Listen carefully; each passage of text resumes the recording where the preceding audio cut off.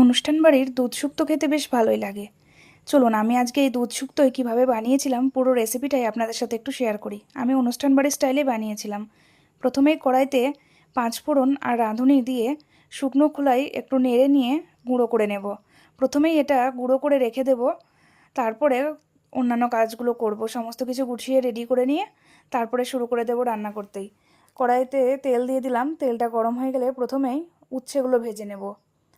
উচ্ছেগুলো হালকা করে ভেজে নিয়েছিলাম, তো উচ্ছেগুলো হালকা করে আমার ভাজা কমপ্লিট হয়ে গিয়েছে। তারপরে চলুন এবার পেঁপেগুলো ভেজে নিই। এই দুধ শুক্তো রান্না করতে অনেক টাইম লাগে আর খেতেও বেশ ভালো লাগে, কিন্তু টাইম লাগলেও খেতে মন্দ হয় না, বেশ ভালো লাগে। অনুষ্ঠান বাড়ির মতো করে বানালে তো খুব ভালো লাগে। তো ওদিকে আমার পেঁপে ভাজাটা হতে থাক, অন্যদিকে আমি পোস্তটা বেটে নিই। পোস্ত বাটাও আমার কমপ্লিট হয়ে গেছে। সমস্ত কিছু গুছিয়ে রাখলে কি একটু তাড়াতাড়ি হয়, অনেকটা টাইমের ব্যাপার। তো তো দুধটা গলিয়ে রাখবো, সেই জন্য গরম জল করতে বসিয়ে দিলাম। আমার এদিকে পেঁপে ভাজাটাও কমপ্লিট হয়ে গিয়েছে। তারপরে আলুগুলো ভাজতে দিয়ে দিলাম। আলুগুলো দিয়ে দেওয়ার পর সামান্য একটু লবণ দিয়ে কিছুক্ষণ নাড়িয়ে রেখে দিলাম। অন্যদিকে চলুন দুধটা গুলে নিই। জলটা গরম হয়ে গিয়েছে। 10 টাকার যে আমল দুধের প্যাকেটগুলো হয় ওটাই এক প্যাকেট দিয়েছিলাম। গরম জল দিয়ে ভালো করে গুলিয়ে সেটাও রেখে দিলাম।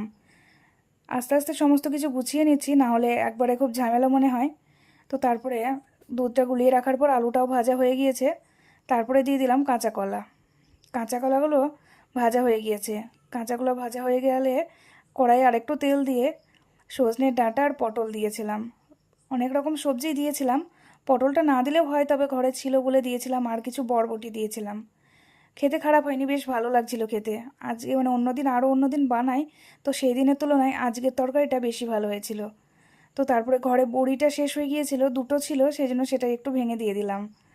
তো তারপরে আমার সমস্ত সবজি ভাজা কমপ্লিট হয়ে গিয়েছে। কড়াই আর একটু তেল দিয়ে তেজপাতা, শুকনো লঙ্কা, পাঁচফোড়ন আর রাঁধুনি ফোড়নে দিলাম। ফোড়নটা থেকে সুন্দর একটা গন্ধ বের হলে তখন আদা বাটা দিয়ে কিছুক্ষণ নাড়িয়ে নিলাম। আদা বাটা দেওয়ার পর খুব ছিটকাচ্ছিল, সেই জন্য একটু লবণও দিয়েছিলাম। তারপরে লঙ্কা বাটা দিয়ে মশলাটা খুব ভালো মতো কষিয়ে নিলাম।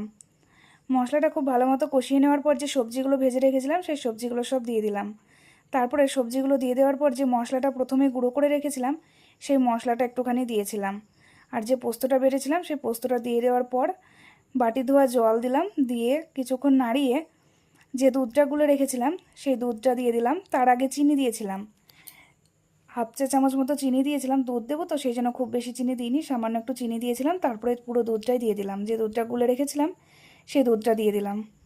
দুধটা দিয়ে দেওয়ার পর আরও কিছুটা জল দিয়ে ঢাকা দিয়ে দিলাম সবজিগুলো সেদ্ধ হওয়ার জন্য। 10 মিনিট পর ঢাকা খুলে দেখি সমস্ত সবজি খুব ভালো মতো সেদ্ধ হয়ে গিয়েছে।